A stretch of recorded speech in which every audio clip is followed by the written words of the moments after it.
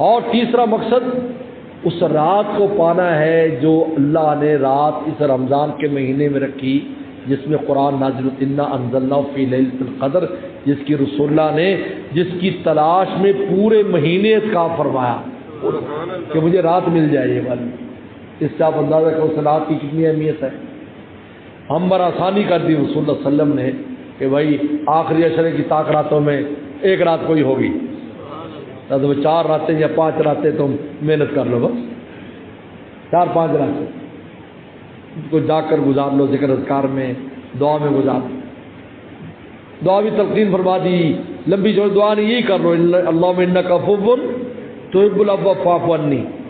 اللہ آپ عفو ہیں، اللہ آپ تو سراپا ہے معاف کرنے والے، سراپا عفو مصدر ہے، عافی اس کا فاعل ہے، لیکن عربی زبان کا قاعدہ ہے جب مصدر کسی کے لیے استعمال کیا جاتا ہے تو مراد و سراپا پورا جیسے کہیں یہ تو مجسمہ محبت ہے، محبت کرنے والی مجسمہ محبت، انک عفو